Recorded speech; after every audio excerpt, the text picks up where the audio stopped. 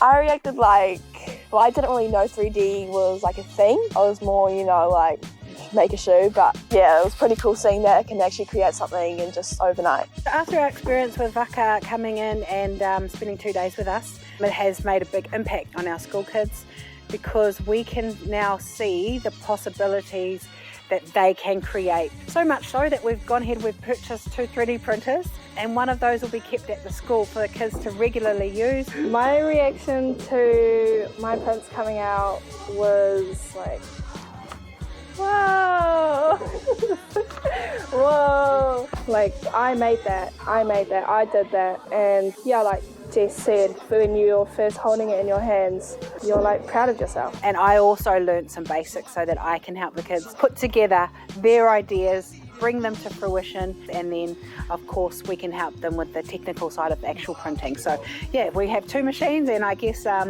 we now have endless possibilities.